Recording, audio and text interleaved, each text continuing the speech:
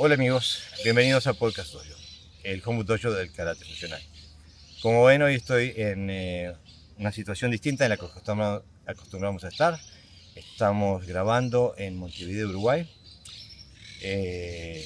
y estoy con Sensei Gabriela Caldera, que estuvimos entrenando 2 días intensos aquí en Montevideo.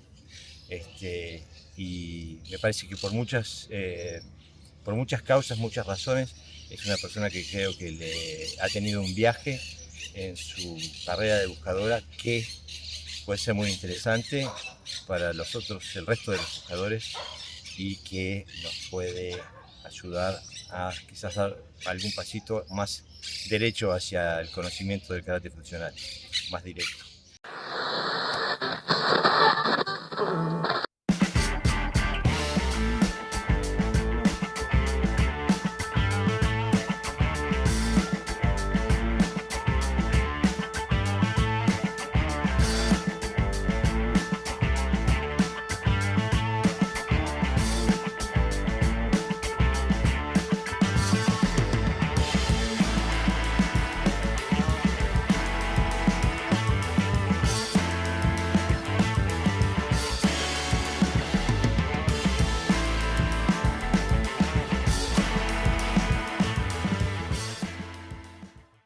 Bienvenida, Sensei.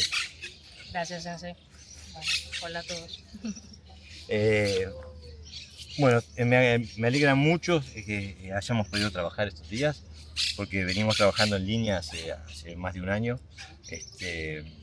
y es una persona muy dedicada a tu desarrollo personal. ¿Te animas a contar un poquito cómo empezaste en este camino? Bueno, primero arranqué muy chica, a los 9 años, de pleno con el Karate Do. Eh, Después, bueno, ininterrumpidamente hasta el día de hoy. Eh, Inclusive pasando por universidad, pasando por un embarazo, pasando por una operación de cáncer, todos esos problemas, fue ininterrumpido la práctica. Mayor o menor intensidad, pero siempre practicado. Arranqué también muy joven a dar clases, desde los 14 años. Eso lo que hizo fue que me comprometí mucho más con la información que yo le daba a los estudiantes, y por supuesto tratar de hacer lo mejor posible, ¿no? Para darles el ejemplo. A medida que me iba adentrando en la historia del karate, fui encontrando, bueno, fui más curiosa, me fui adentrando y fui encontrando Habla más fuerte, que viene gente por ahí. algunos vacíos, y empecé a dudar poco a poco, mientras hacía, ¿no? Mientras hacía Karate Do. Bueno, mi curiosidad fue tal que llegaba con muchas preguntas, muchas inquietudes, de las cuales no obtenía respuesta. Pero bueno, después más adelante, a medida que fui madurando y haciéndome adulta, fui cambiando mi forma de ver las cosas, aprendí a escuchar mejor, aprendí a cuestionar mejor, y eso me llevó, bueno, a una cantidad de información a la que no había profundizado. Desde libros, hasta llegar a usted con el podcast, y abriendo digamos, la mente para recibir la información correcta, ¿no? De karate funcional, en este caso que estamos hablando. Me encanta que hables del podcast, porque que encontraste este camino más de karate funcional, más directo con nosotros, porque esa es justamente la función del podcast, de ser un faro para aquellos que buscan, que siempre uno de los primeros efectos de ser buscador es que te quedas solo, ¿no? Sí, sí, total. Cuando hice o estaba en plena transición, que me sinceré conmigo misma, después hacia mis alumnos, todos se fueron. Y bueno, encontrarme con Podcast Dojo fue como, bueno, no soy la única, hay más, Hay hay otros una locos, comunidad, sí. Y bueno, nada, con la tecnología de hoy en día, creo que es perfectamente viable sentirse acompañado, aunque no estemos en el mismo sitio. Y ese fue justamente el objetivo de crear el podcast, ¿no? Así que siempre me calienta el corazoncito cuando alguien me dice, no, el podcast. Eh, una de las cosas que nombraste que me parece que todos nos podemos reflejar en eso, ¿no? En el hecho de cómo se encaran las preguntas, ¿no? El entorno ve el preguntar, el poner en tela de juicio como algo negativo, ¿no? Sí, lamentablemente dentro de la cultura del dojo, donde hay una sola autoridad que cree que sabe todo, no se permite, ¿no? Ese poner en tela de juicio lo que dice, cualquier cosa que diga. Pero, a ver, nosotros somos seres humanos, no tenemos, digamos, que estar creyendo que una persona puede ser igual que Dios. Todos somos cuestionables, todo lo que hacemos es perfectamente cuestionable.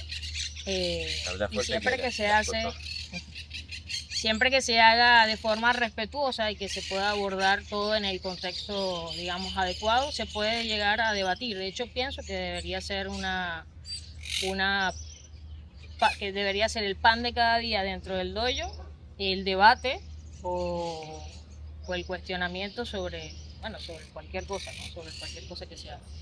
Y que el profesor debe dar el espacio, a lo mejor no dentro del entrenamiento, pero sí a través de alguna charla por fuera del dojo o donde sea pertinente el momento, de dar espacio a explorar más. O sea, el karate no es nada más algo físico, sino también bastante mental, cognitivo, ¿no? Entonces, es lamentable que, bueno, yo vivía mucho haciendo flexiones en el dojo, cada vez que preguntaba y siempre la respuesta era, ¿por qué preguntas? Flexiones. Tiene que hacer la clase, no interrumpa a sus compañeros para hacer una pregunta tonta. Ahí tú estás tocando varios temas que están implícitos en lo que decís. En primer lugar, la infalibilidad de Sensei. La figura de Sensei como alguien que sabe todo, que si no lo sabe todo tiene conexión con aquel que lo sabe todo, que por lo general es un japonés, aunque viva a 10.000 kilómetros de distancia y Sensei nunca lo vea, pero como pertenece a la misma organización es dueño de la verdad, porque hay una autoridad que es dueño de la verdad. Y otro de los temas que también está implícito en lo que decís es que la infalibilidad del sensei hace que el sensei nunca se exponga. O sea, que el sensei nunca esté en proceso de entrenamiento dentro de su propio dojo donde se le vea cometer errores, donde se le vea que un alumno le pueda hacer una técnica. Estamos en el Parque Rodó, como pueden escuchar los pajaritos están activos.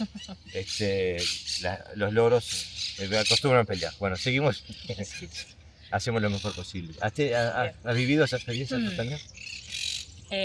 Sí, de hecho, ya bueno, más avanzada, ya siendo cinturón negro, me di cuenta de que lo que hacíamos era copiar al profesor, y mientras más parecidos éramos con el profesor, mejor estatus tenías dentro del dojo, ¿no? Eso incluía cometer también los mismos errores, claro. No nada más técnicos o de aplicación, sino inclusive copiar cosas de la misma personalidad. Ayer estábamos hablando un poco de cómo se puede copiar como el sensei, si hace algún gesto de abuso de poder dentro del dojo, lo que está más cerca lo reproducen de forma inconsciente. Pero sí, o sea, dentro de esa misma cultura se tiende inclusive a copiar los errores del profesor, si es que los llega a mostrar, digamos, públicamente, ¿no? Yo es una de las cosas con las que me frustro con mis alumnos, que le digo, las pocas cosas que hago bien no las copian, pero las que hago mal, todas, inmediatamente. Sí. Y bueno, es algo inconsciente, ¿no? Sí. Pero Pero bueno, hablando del karate propiamente, yo creo que se hace todo, bueno, en muchos lugares se hace todo como para mostrar, ¿no? Para mostrar, no se queda, o todavía no lo logro ver bien, pero no sé, mostrar autoridad, mostrar otra cosa que no tiene nada que ver con la aplicación de karate. Sí, acá también entramos en un punto donde evidentemente la naturaleza jerárquica del karate atrae a ciertas personas que disfrutan de estar en el primer puesto en jerarquías, ¿no? Y eso no tiene nada que ver con el karate, no tiene nada que ver, incluso obstaculiza el aprendimiento de la relación entre sensei y alumno. Sí, muchas veces se siente como si el profesor fuera inalcanzable, y entonces eso también dificulta un poco la comunicación, ¿no? Y si eres más atrevido, como yo que intentaba hacer la pregunta, terminabas en el suelo. Claro, pero incluso trabajando contigo veo que tú todavía conmigo, por ejemplo, yo te digo, me respetas demasiado, me respetas demasiado, me respetas demasiado. Porque mi visión del karateca es que somos todos aprendices. Algunos han estado estudiando la carrera un poco más y otros un poco menos, pero somos todos aprendices. Entonces, para mí la visión del sensei es aquel que ha hecho tu camino, pero está en el camino, no es que llegó a la cima y se paró a tomar un café y dice, cuando me alcance está bien. Claro. ¿No? Claro, el que es profesor también es aprendiz, tiene que ser aprendiz, si no, no puede ser de profesor. De hecho, yo tengo como una filosofía de estar queriendo siempre aprender.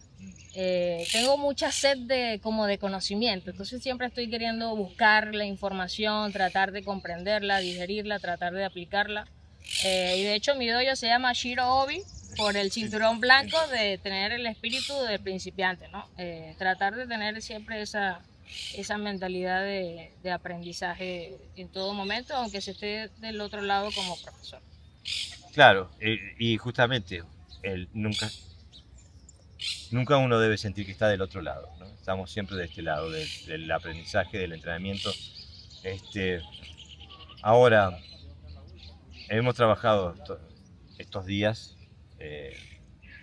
me imagino que has visto el entrenamiento que hemos tenido es un poquito diferente de lo que estás acostumbrada dentro del karate funcional.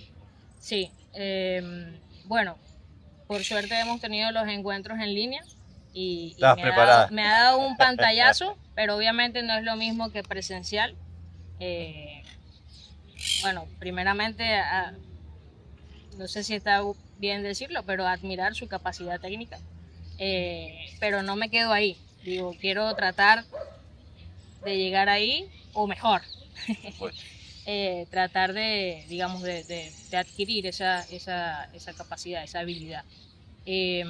Pero bueno, para llegar a esa mentalidad, primero yo tuve que pasar por una serie de cosas, primero acá, mental, abrir mucho la mente.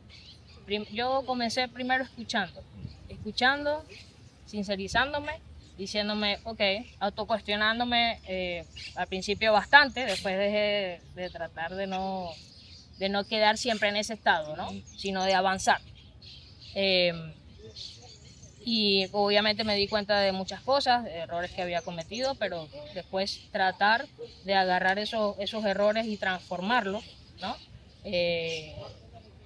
Tanto en la parte técnica como en la parte de cómo dar las clases, especialmente en las metodologías de entrenamiento.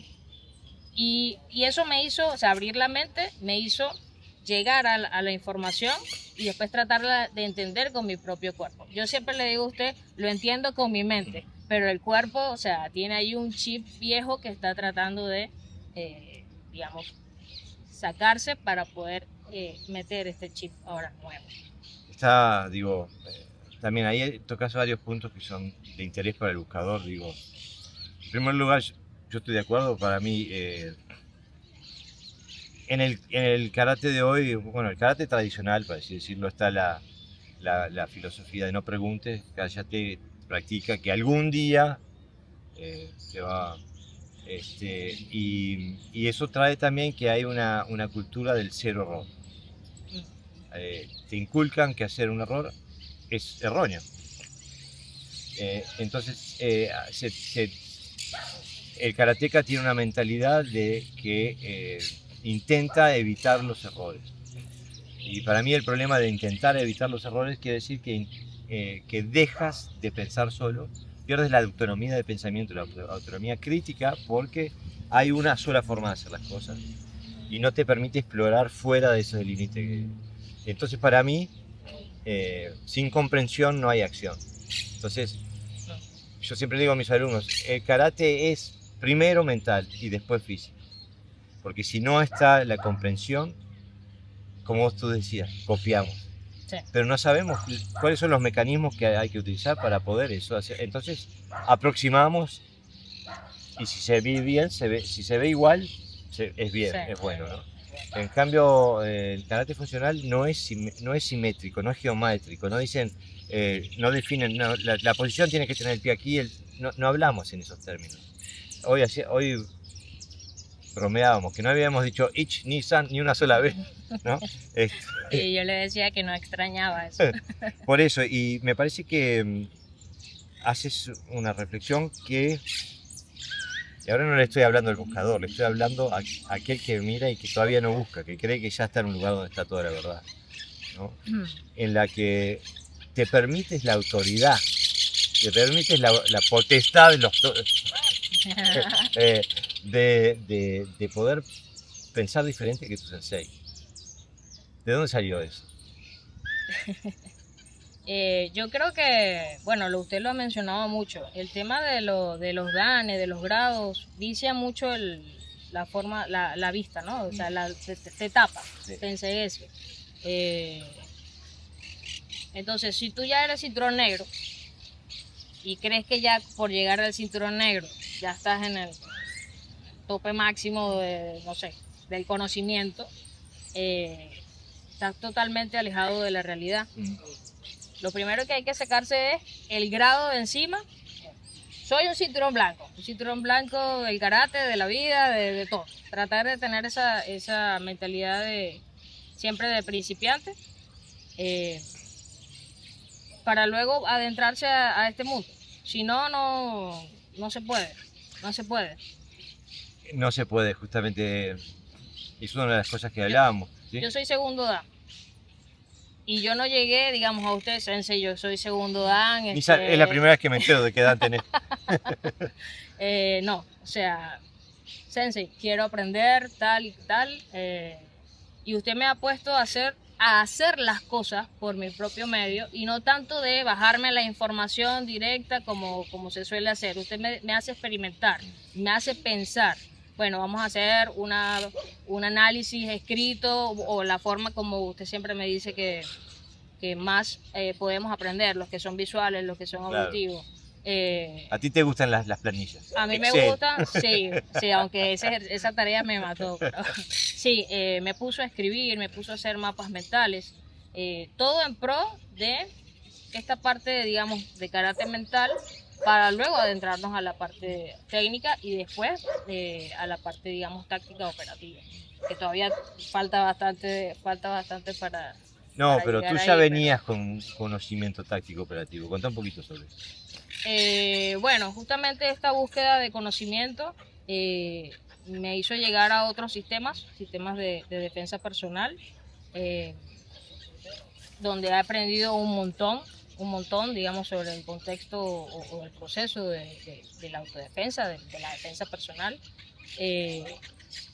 Después otros sistemas que son más operativos, que me dieron unos conocimientos tácticos, y me fui adentrando cada vez más a este mundo de la defensa personal propiamente.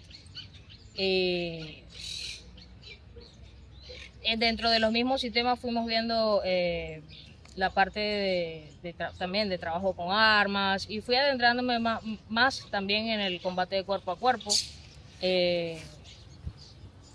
pero siempre como a nivel inicial. Todavía no estoy tan avanzada, ¿no? Pero estoy en esa vía, en ese proceso. Así que bueno, lo que hice fue primero bloquear cosas que no me suman. Digamos, a veces uno usa mucho las redes sociales, pero para el vicio. Yo lo que hice fue agarrar las redes sociales para informarme. Le estoy dando un ejemplo de una herramienta que utilicé, ¿no?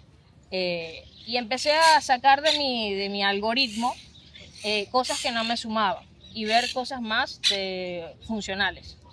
Eso hizo que constantemente, así no esté entrenando y yo estoy en el autobús viendo el teléfono, algo por Instagram, yo estoy analizando un video o viendo, esto es así, así, así. En esos tiempos muertos que se podrían llamar, estoy tratando de buscar información. Después, bueno, me siento en la casa a agarrar un libro y a continuar con alguna tarea que estaba haciendo. Siempre buscando información de profesores que me sumen, que me ayuden. Y me han orientado bastante. Buscando bien se consiguen a esas personas que te pueden ayudar también para ese camino. Eso fue mi caso, porque si yo estuviera más cerca de usted, estuviera ahí, estuviera muy, muy, muy pegada tratando de entrenar todos los días a cada hora, ¿no? Pero como nos separa la distancia de los países, pues nada, tengo que buscar algo local que me vaya, digamos, sumando a todo esto también. Has cometido uno de los pecados más grandes que se puede cometer en un dojo, que es ir a otro dojo. Eso está lamentablemente muy mal visto, cuando tradicionalmente los viejos maestros justamente era lo que hacían. Digo, mirá, aquel es especialista en eso, anda a entrenar con él. Aquel sabe mejor, anda a entrenar con él. Digo, la responsabilidad del sensei es exponer al alumno a la mayor cantidad de conocimiento y a la mayor calidad de conocimiento. Y adaptar sus clases, el conocimiento que imparte a las necesidades del alumno. Me hizo recordar mucha época en la que tenía que pedir permiso para ir a entrenar con un sensei del mismo estilo. Seguro. Está bien, bueno, hay que informar, ¿no? Pero a veces caía en el ¿por qué va a ir para allá? ¿Qué está buscando usted? Estás buscando fuera de... Yo creo que, por lo menos en mi experiencia, lo que se busca es retener al alumno, o sea, que no se le vaya, que deje de pagar la mensualidad y le interese otra cosa, más que el crecimiento de ese alumno, ¿no? Porque si no lo dejas, sí, por favor, vaya, por supuesto, ¿quieres ir a hacer boxeo? Dale. Claro. Yo aplico eso mucho con mis alumnos. Tengo alumnos que hacen Krav Maga, tengo alumnos que hacen Jiu-Jitsu. Yo misma, bueno, trato de agarrar, de buscar herramientas de entrenamiento que me sumen al karate. Hago Jiu-Jitsu, he hecho Aikido, boxeo, estos sistemas tácticos que le comenté. Y estoy en busca de información. Pero esto no lo pude haber hecho en el contexto de la cultura del dojo de karate tradicional, donde usted tiene que ser siempre del dojo y no puede ir afuera. Porque ya son dueños de la verdad, claro. Ya está todo completo ahí adentro, ¿no? Sí. ¿Has sido también excluida socialmente? Sí. Es como una secta, ¿no? Está prohibido saludarte por la calle. Sí. Sí. Es increíble, pero sí. Y uno pensaba que, bueno, nada, la amistad, el karate es para siempre. Pero no, o sea, si eres un rebelde, no. Usted se rebeló contra el gran sensei. Entonces no te saludo. Sí, es sentido. Tengo. Eso es uno de los precios más grandes de ser el buscador, y cuando declaras que estás buscando, es que justamente no solamente que te quedas sin dojo, te quedas sin amigos. Sí, con el tema de que se siente como una secta, ahí hay mucho para hablar ahí. Mucho para hablar ahí. Incluso estábamos hablando con Pepe Sensei, que está en Sevilla todavía, lamentablemente no viene a Uruguay.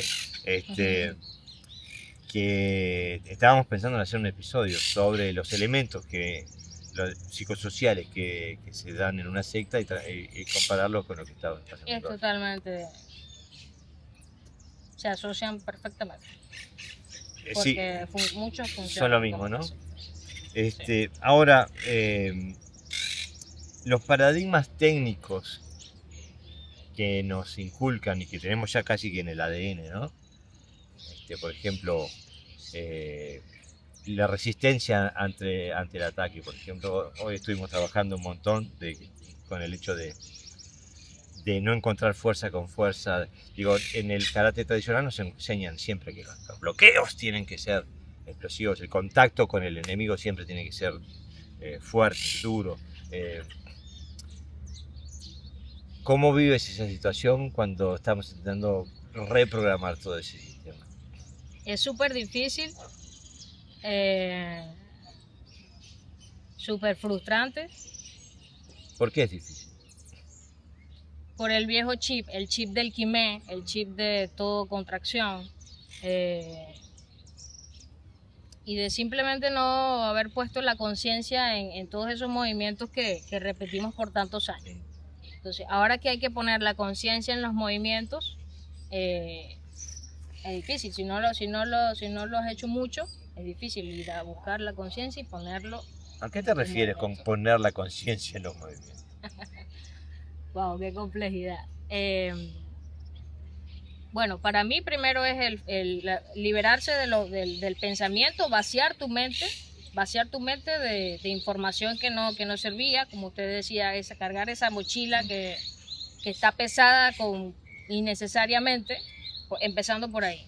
Después poner el foco no sé, hoy me dijo que mi mente estaba en la mano. Bueno, poner el foco en la mano, pero al mismo tiempo tratar de no desprenderme o desconectarme del resto del cuerpo. Eso es difícil. A eso yo me refiero con conciencia, no sé si está bien orientado.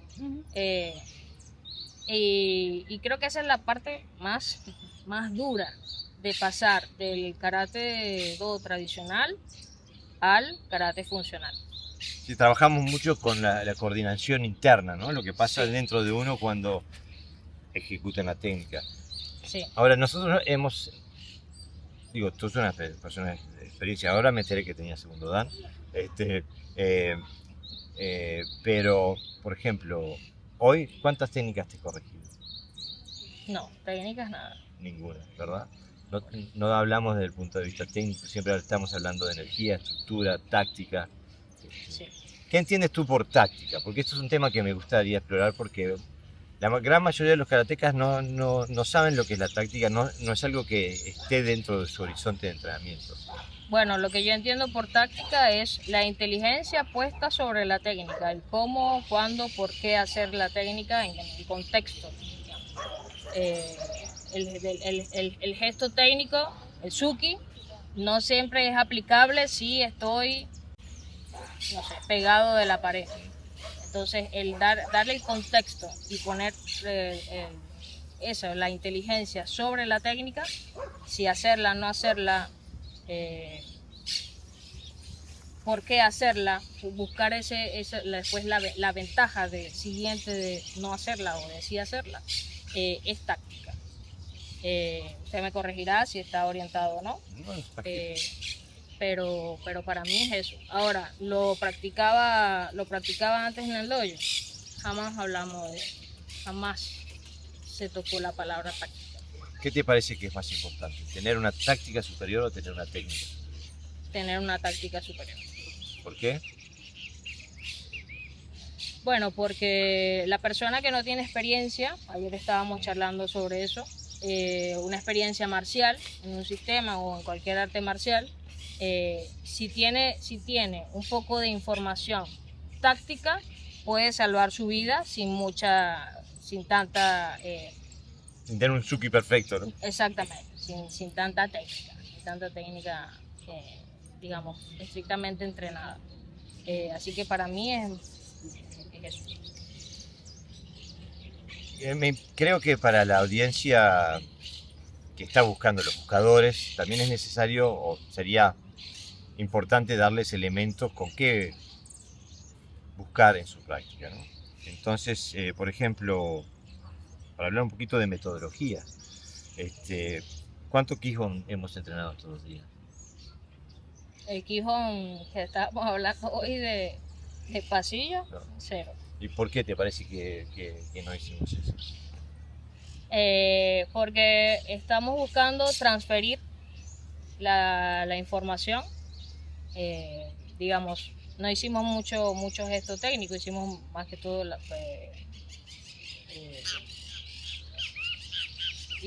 bueno, usted me dijo, estábamos trabajando más sobre la estructura, pero yo lo veo como hacer el microproceso para ir a lo macro. Exactamente, mejor no se podría decir. Me parece que justamente una de las cosas por las cuales a mí me gusta trabajar contigo es que tienes la capacidad de comprender el concepto de forma casi que instantánea. Porque justamente dentro del karate tradicional no se trabaja de esta forma, está la obsesión técnica, ¿no? Cómo ejecutar la técnica y hay en el kumite hay una relación de si él hace A, yo tengo que hacer B, ¿no? Hay como una solución. ¿Te parece una metodología válida? No, porque no se transfiere a la realidad. Lleva demasiado tiempo. ¿Cómo haces en tu entrenamiento previo, y bueno, que también hemos trabajado hoy, cómo haces para trabajar elementos tácticos en tu práctica? Bueno, primero trato de hacer una previa de, usted me dice mucho, no shotokanés tanto. Vamos a quedar mal. Me lo dice de buena manera, ¿no? A lo que se refiere es que deje de estar tan contraída, de buscar el kime. Entonces, primero trato de soltar mi cuerpo. Mi proceso de entrenamiento para adentrarme a una metodología de karate funcional es un poquito largo, porque esta previa yo trato de, vamos, suelto el cuerpo, vacío la mente, trato de no estar tan dura, y después trato de recordar los principios básicos. Bueno, es la jara, como usted lo dice, ahí como agarrando un pajarito, si lo agarra mucho se muere el pajarito y si suelta se te escapa. Bueno, tratar de recordar primero cómo estar estructuralmente. Al mismo tiempo estoy tratando de no caer de nuevo en el chip viejo, o sea, es un proceso complejo, sí. Es un proceso complejo. Pero después, bueno, que una vez que ya me siento más suelta, ¿no? Desde el punto de vista estructural, empiezo a moverme, pero no lo hago rápido porque entonces caigo otra vez en lo viejo. En el paradigma antiguo. Exacto, entonces trato de hacerlo lento. Siempre estoy buscando autocorregirme, uso el espejo. Después le mando muchos videitos a usted que me manda sus correcciones. Pero entiendo que la parte más importante es como yo me miro, ¿no? Más que el tercero, esa persona que me diga desde afuera. Luego empiezo a hacer con la información de mi sistema de Shotokan, tratar de buscarle la parte funcional, la parte aplicativa. Por ejemplo, hemos trabajado Knife Punch. Teki 1. Sí, entonces partimos desde allí, como con esa información. Fuimos buscando la parte más chiquitita de cómo estábamos buscando abrir y cerrar la musculatura, ¿no? Y trabajar sobre eso. Hacer énfasis en no hacerlo rápido es muy importante. Uno siempre piensa, como hablábamos hoy, en esconderse detrás de la velocidad, de querer hacerlo rápido y pensar que está bien. Entonces, hacerlo lento es muy difícil. Y usted me hace mucho énfasis sobre el tema de la velocidad. Si puedo hacerlo lento. Si no lo puedes hacer lento, no lo puedes hacer rápido. Pero si puedes hacer lento, lo puedes hacer rápido. Sí. Después entonces ya con toda esa previa, puedo ir a la metodología. El trabajo de Indio Shintai, o ir a transferir la información a la bolsa. hacer el kata sin aplicación y después con aplicación. Pero hago toda esta previa antes para poder adentrarme en la metodología de karate funcional. Sí, es evidente que se trabaja a distintos planos mentales. Yo te decía, invierte en pérdida, anímate a perder, ¿no? Porque estamos tan condicionados de hacer resistencia, cuando el tema de si hacemos resistencia, podemos hacer resistencia hasta allá, hasta donde nuestras fuerzas llegan. Claro. Si hay alguien que excede esa fuerza, vamos a perder. En cambio, trabajando en el sistema que estamos haciendo, podemos trascender un poco la fuerza del oponente, ¿no? Lo que sí noté, por ejemplo, en el entrenamiento de hoy, es que lo que hacíamos, el empuje de manos que hacíamos, te absorbía toda tu capacidad cognitiva. Estabas completa, te hablaba y me respondías 30 segundos después. Sí. ¿A qué se debe eso? Justamente esto. Para yo meter este conocimiento, esta información nueva, necesito sacar esa que no me sirve. Entonces, dentro de mi cerebro, estoy haciendo las dos cosas al mismo tiempo. Y por eso me tardo en responder, porque hacer con el cuerpo lo que está en la mente es difícil si lo vienes entrenando de una manera diferente. Pero con un poco de actitud también, que también viene de lo mental, digamos, logro hacer las pequeñas cosas que yo digo que me salen bien. Usted dice que vamos en camino, pero pero es eso, que mi cerebro está haciendo las dos cosas al mismo tiempo. Metiendo esa información nueva, sacando la otra, tratando de coordinar una cosa con el cuerpo y al mismo tiempo ponerle onda para avanzar. Porque entonces, si no, caigo en la frustración. Entonces estoy haciendo todas esas cosas en mi cerebro. Es una de las cosas que me parece que eres muy buena en hacer, que me gustaría hablar un poquito, quizás identificar por qué, cuáles son tus procesos internos, de por qué te sale bien, es el hecho de que hay un fenómeno emocional muy común cuando trabajamos con estas cosas, es que la gente se siente derrotada, se siente triste, piensa, he gastado un montón de tiempo, he mal gastado un montón de tiempo en mi entrenamiento, o si no, llegan a un momento que dicen, no me puedo, invertí tanto en esto que no puedo dar un paso atrás, no puedo cambiar. En cambio tú, y bueno, la gente se pone decididamente triste muchas veces, ¿no? Contame ese proceso, ¿cómo lo manejas? Bueno, al principio yo me sentí como todos, que me sentía estafada, me sentía decepcionada, me sentía muy triste. Pero no sé, debe ser las experiencias de mi vida que me han hecho de que, ok, me doy la oportunidad de sentir eso porque es necesario. Es necesario para poder avanzar, para poder usar eso de catapulta a lo siguiente. Y no quedarme en ese estado, sino avanzar con, como le digo, hay que ponerle actitud. ¿Viene un ciclón? Bueno, actitud ante el ciclón. Tuvimos un ciclón ayer acá en Uruguay. Pero yo creo que es justamente que yo digo que mi karate se ha transformado a medida que he madurado yo como persona. Que la misma experiencia de vida me fue, digamos, dando estas herramientas de, no sé, inteligencia emocional para yo poder darme permitirme sentir esa emoción de tristeza, de frustración, pero al mismo tiempo inmediatamente usarlo para poder seguir avanzando. No tengo mucha explicación para eso, pero es eso, lo siento digamos, vamos a hablarlo de negativo, positivo, siento la parte negativa, pero brevemente. Ayer usted me dijo, bueno, es que estábamos charlando, te rompí, quedaste como, yo digo, sí, pero ya estoy bien, ya estoy feliz, sigo, vamos a darle. Y ahora, hoy estamos acá entrenando de nuevo, sí. Claro. Pero sí, es necesario pasar por ese proceso porque si no, no te das cuenta de las cosas que estabas haciendo antes. O sea, si no hay algo que te haga clic, no puedes pues, avanzar a la siguiente información, a la siguiente fase. Sí, es un proceso de dejar ir, ¿no? De soltar Claro, y animarse a cometer errores. Yo te decía, ayer te decía, no estás en un examen, no te estoy juzgando, ¿no? Cuestión de que te sueltes en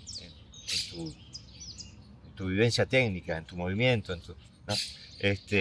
Porque es algo que si no impide que tú explores las posibilidades si todo el tiempo estás pensando que vas a hacer algo mal, cuidándote de no hacer. Entonces, en vez de ganar, pensás en no perder, ¿no?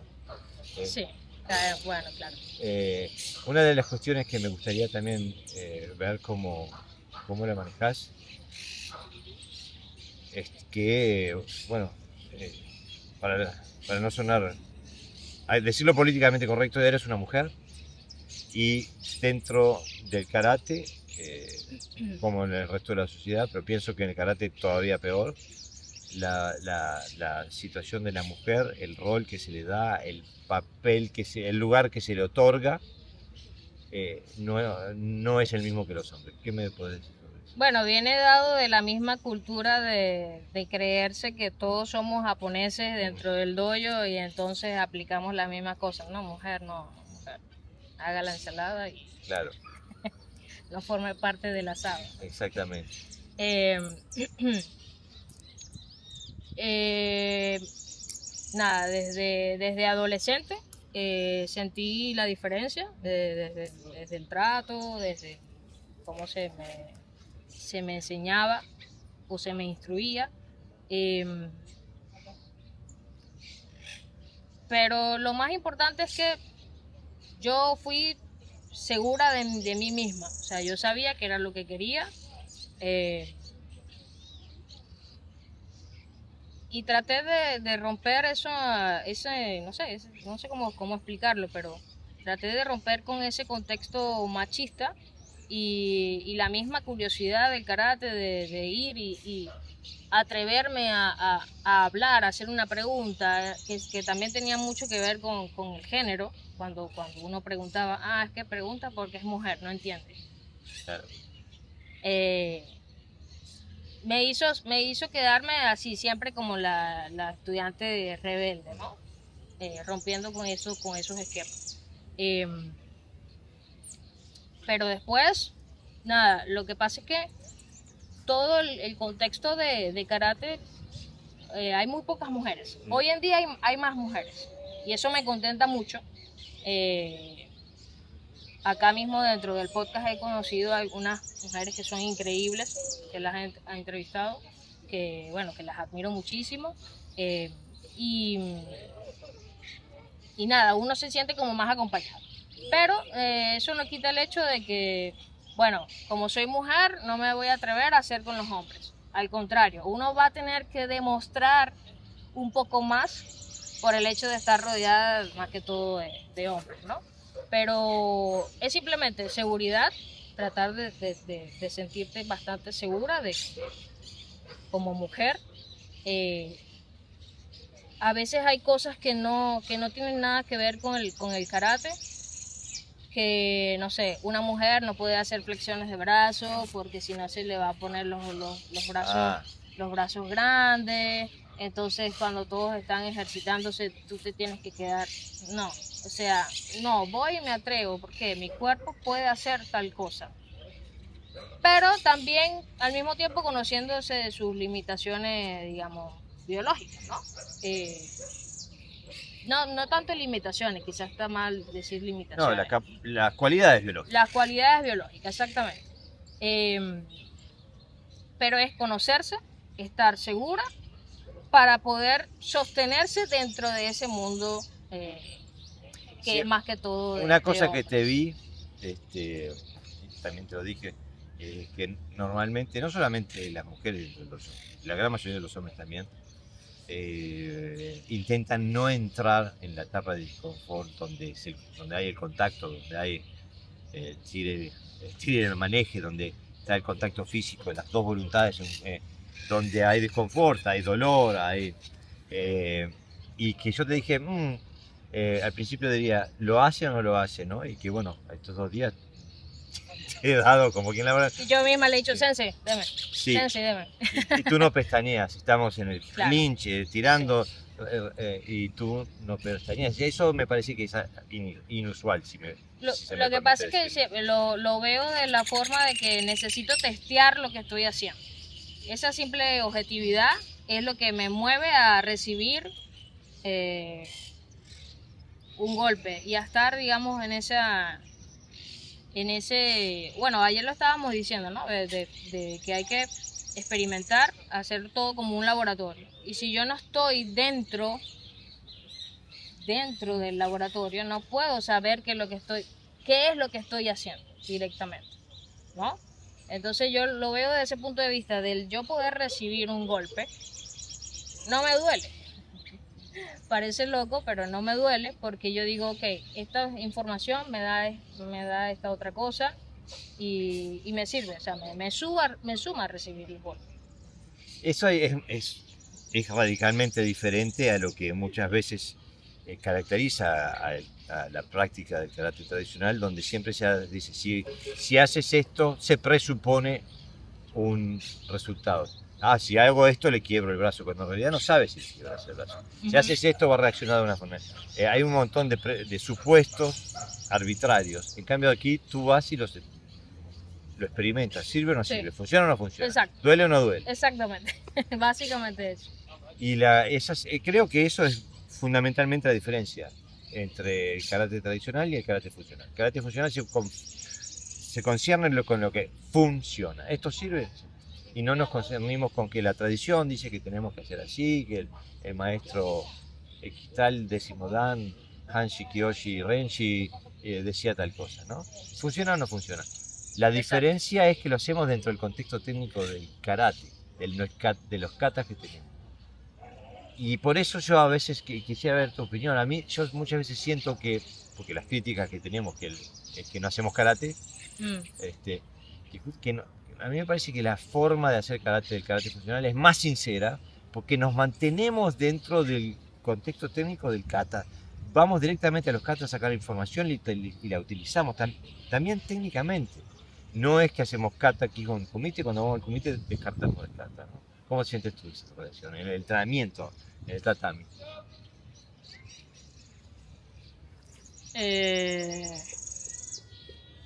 Bueno, todavía hay cosas que yo estoy tratando de entender porque me estoy todavía adentrando. Pero yo pienso que es coherente, justamente es funcional, porque usted está agarrando una metodología que, no sé, funcionó en Dinamarca o funciona en Dinamarca y es totalmente transferible a enseñarle a una venezolana en Uruguay. Y obtienes los mismos resultados, ¿no? Creo que ese es el concepto correcto de... Sí, justamente porque como nos basamos en los katas, Sí. Tienen conocimiento universal, información universal. Eso es lo que estoy tratando de expresar. ¿Cómo se siente? No sé cómo responderte la verdad. No, porque digo, para mí por fin tuvo sentido el kata. Ok. En vez de estar haciendo cosas arbitrarias que no sabía por qué, porque te las decían y copialas. Sí, ajá. De repente estoy haciendo algo que sé por qué lo hago y sé de dónde viene, ¿no? Exactamente, ya le capté lo que quiso decir. Se siente real desde el punto de vista de la aplicación. Se siente... ¿Ves al kata de otra forma? Sí, me gustaría que no tuviera tanta, como lo han mencionado, que sean tan tuneados, porque lo que hace es que, digamos, no te permite ver más allá, ¿no? Que el kata tenga tanta geometría y se enfoque tanto en la geometría, no te permite ver la parte operativa. Se siente diferente hacerlo con el cuerpo, pero al mismo tiempo coherente al hacerlo con el otro, ¿no? Entonces puedo hacer kata en solitario de una forma y esa misma forma me va a servir para trabajar con el compañero. Entonces creo que es más efectivo esa metodología de entrenamiento. Se siente como que me falta mucho, pero como voy con la metodología correcta, me ahorro cierto tiempo, ¿no? Tenés que sacarte un poquito la humildad de que te falta mucho. Nos falta mucho a todos. Es interminable. Pero justamente hoy intenté que cuando trabajamos cuerpo a cuerpo en el clinch y de repente hacía algo y después te llamaba la atención que, mira, es de este kata, ¿lo ves en el kata? El tipo decía, estaba ahí seguro. Claro. Y eso es lo que quiero que te lleves, ¿no? El lente al cual ves el kata, que si uno se permite, es directamente aplicable tácticamente. Si uno se permite sacarlo de la horma, que con esta mano hago esto, con esta hago lo otro. Se puede diferenciar, hacer cosas. O sea, es mucho más rico y aplicable directamente en la realidad que lo que yo experimentaba cuando trabajaba de forma tradicional. Exactamente. ¿No tienes vos toda esa vivencia? Sí. Por eso le digo que se siente mucho más realista.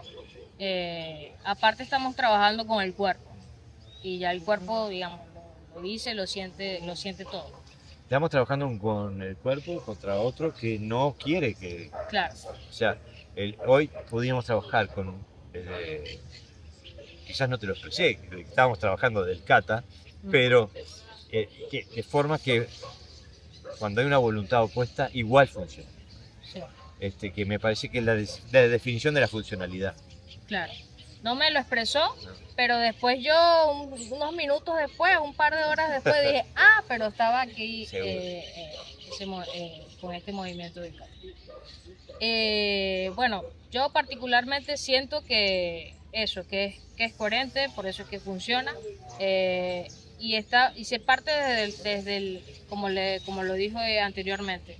Eso micro tiene que ir enlazado con lo siguiente para luego llegar a lo macro. Para eso se necesita también estudiar. No es nada más algo de hacerlo con el cuerpo, es estudiar. Como lo mencionamos al principio, de sentarse a ver, bueno, decir esto tiene lógica o no tiene lógica, ¿no? ¿Tiene sentido o no tiene sentido? Y caemos en lo mismo, cuestionar un poco lo que estamos haciendo, ¿no? Pero me fui. Es lo que pasa. Si tuvieras que dirigirte directamente a la cámara hacia aquel buscador que está empezando, que está en ese mundo de no me da, la suma no me da, la cuenta no me sale, hay un montón de incongruencias en lo que hago, en lo que me enseña. ¿Qué paso puede dar para poder encontrar soluciones a esas discrepancias que uno ve al principio? Lo primero es eso. A veces uno cae en el pecado de hablar mucho. Eso hace que uno no escuche bien. Entonces, primero, oír, escuchar, claro, escuchar, informarse, buscar ayuda, buscar a una orientadora. Ayer estaba diciendo que esto es algo donde, bueno, se necesita una guía, ¿no? Un sensei. Al mismo tiempo es responsabilidad de nosotros mismos. O sea, está bien, uno tiene al sensei, pero es la responsabilidad de uno mismo ir por ese conocimiento, buscar aplicarlo, buscar testearlo y después construir uno mismo un criterio propio. También ser consciente de cómo somos, digamos, físicamente, ¿no? Ayer estábamos hablando un poco sobre que yo era bastante bajita, más alto, ¿no? Estábamos analizando un poco sobre... ¿Qué tácticas elegir en esa situación? Claro, entonces no puedo pretender yo siendo bajita usar una táctica de alguien que es mucho más grande o más corpulento. Entonces tratar de concientizar eso, digamos, nuestra potencialidad, potenciar la parte que ya tenemos, lo físico, y, Dale para adelante. y darle para adelante, avanzar. Pero lo primero, lo elemental es aprender a escuchar. Para mí eso fue muy importante. Después, está bien, caemos en la tristeza, bueno, no me sale, pero usar eso como catapulta para poder avanzar, digamos, en la parte física. La parte mental es muy difícil, pero ya ese es el primer paso. Entonces yo diría que primero vayamos por cambiar la forma de ver las cosas. Y bueno, con esas últimas palabras, los dejamos. El próximo podcast lo hacemos desde Chile. Viene más.